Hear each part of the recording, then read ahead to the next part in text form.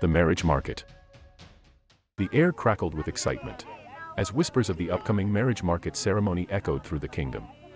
In this realm, marriage was forbidden until one had participated in this grand event. The origins of this elaborate ceremony traced back to a dark chapter in the kingdom's history, a tale of deception that had shaken its very foundation. It all began a decade ago when the king's beloved daughter fell victim to an audacious scheme. The king, seeking a worthy suitor for his precious princess, had turned away countless suitors in his quest for the perfect match. But fate had a wicked sense of humor. A charismatic young man, shrouded in lies and deceit, had entered the kingdom's gates, presenting himself as a prince from a distant land. With silver-tongued words and an enchanting demeanor, he managed to bewitch the entire court, including the king himself. He had fabricated his royal lineage, masquerading in borrowed robes and commanding servants who were no more than actors in his grand performance. As the wedding drums echoed, the kingdom celebrated the union of the king's daughter and the impostor. Consummation had sealed their fateful bond, and the truth remained hidden in the shadows, waiting to be unveiled. The king, shattered by the revelation of his daughter's unwitting betrayal, vowed to protect his people from such deceptions. From that day forward, the marriage market ceremony was instated, a grand spectacle to expose pretenders and safeguard the kingdom's future. In the marriage market ceremony, participants were evaluated based on specific criteria, with each individual being assigned a score out of 10. Each of the criteria held 2 points. Here are the 5 key factors that the judges considered during the assessment. 1. Wealth and material possessions.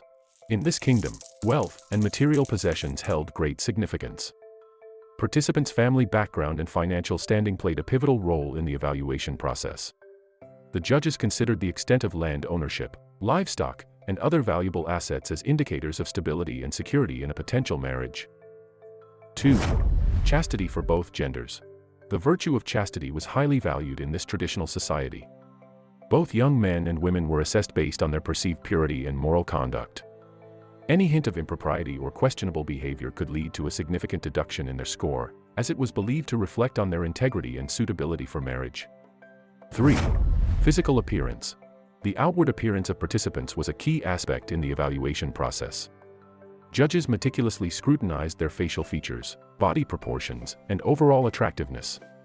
Factors such as symmetry, height, and physical grooming carried weight in determining their score, as beauty was deemed desirable in the search for a potential partner.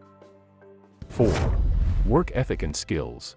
The participants' work ethic and skill sets were also considered during the evaluation.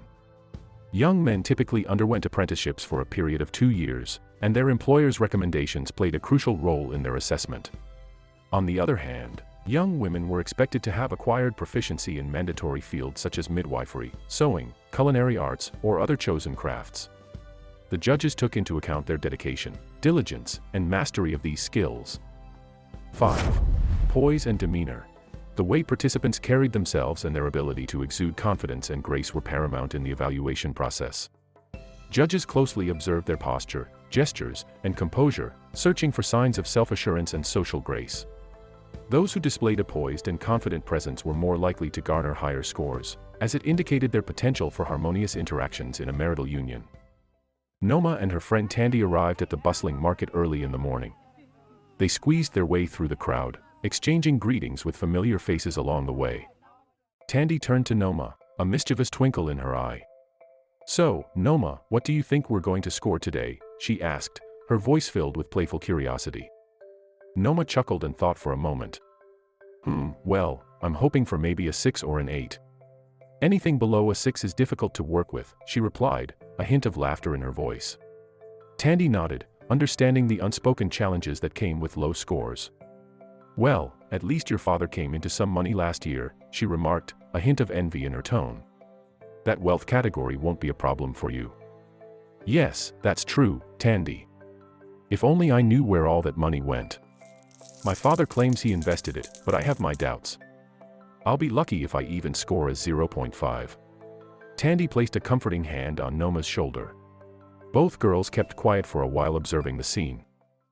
Noma and Thandi's eyes widened as they spotted Tabo, the son of the village chief, making his way through the bustling crowd. Tabo, with his striking looks and reputation for hard work, seemed to tick all the boxes of the ideal suitor. "There goes a solid 10, Thandi exclaimed, breaking the silence between the two friends. She couldn't help but be captivated by Tabo's presence. Noma glanced at Tabo and then at the girls surrounding him, fawning over his every move. She let out a sigh and pointed at the group of admirers. "Look at them," she said, her voice tinged with a hint of envy. "Sometimes I wish Tabo was rude or unkind, so I could at least dislike him." They both shared a laugh, understanding each other's unspoken desires. Just as their laughter subsided, a loud announcement filled the air, signaling the start of the process. The participants were instructed to check their assigned numbers. Noma was assigned the number 375, while Thandi's number was 376. "Well, it looks like we'll be here for a while," Noma said with a mix of excitement and nervousness in her voice. The process moved swiftly, with the participants' scores announced publicly to ensure transparency and prevent any falsifications. The air was filled with a mix of excitement and nervous anticipation as the scores were revealed, evoking rounds of applause for high-scoring individuals and gasps of shock for unexpected low scores. Noma's heart sank as she heard her friend's revelation about Temba. "I thought he would be an 8 at least," Noma said, her voice filled with disbelief. Thandi shook her head, her expression somber. "You didn't hear? He was discovered with his boss's wife at the back of the workshop. It happened just before the ceremony. He lost 4 points in a single day," she explained, her tone filled with a mixture of pity and disappointment. Noma's eyes widened in surprise. "Wait, so how is he a 4 then?" she asked, confused by the apparent contradiction. Thandi sighed, a touch of sadness in her voice. "His father sent him away and refused to vouch for him in this ceremony. I had no idea his father was so strict." Noma nodded, a pang of sympathy resonating within her. "Wow. That's really sad." Just as the conversation lingered, a sudden announcement echoed through the gathering. 375, 376, 377. The voice rang out, capturing the attention of Noma and Thandi. Their eyes widened, and they exchanged a look filled with anxiety and anticipation. As Noma and Thandi entered the room together, they were abruptly separated by the attendants stationed at the entrance. They exchanged a quick glance, silently reassuring each other as they handed over their papers for verification. Noma's heart raced as she watched the attendant scrutinize her documents. She could feel the weight of their gaze, analyzing her identity and lineage. Her palms grew clammy as she noticed the array of accounting ledgers in the room, filled with records detailing the wealth and status of families. It was a stark reminder of how much importance was placed on one's background and financial standing in this kingdom. Suddenly, a wave of dizziness swept over Noma, threatening to overwhelm her.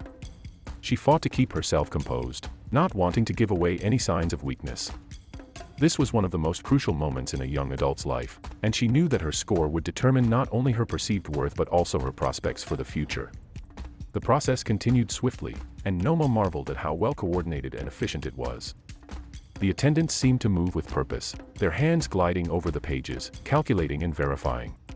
The tension in the room was palpable, as participants anxiously awaited their fate, their hopes and dreams hanging in the balance.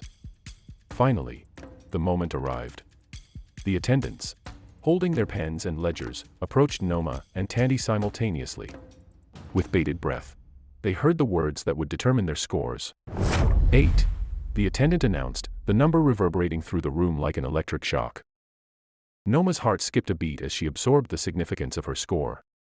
A rush of relief and excitement flooded her being. It was a promising result, placing her in a favorable position for her future endeavors. The thrill of the moment intensified as Thandi received the same score. Applause echoed through the air, mingling with gasps of surprise and murmurs of admiration. The atmosphere crackled with the electric energy of possibilities and newfound opportunities. Have you ever experienced the deception of being catfished, like the king's daughter? And do you believe that the marriage market ceremony served as a viable solution, or did the king take it to an extreme level? Share your thoughts with us in the comments below. Don't forget to subscribe and be part of the tribe. Thank you for watching The Tales of the Savannah. We will see you next time, in the Savannah.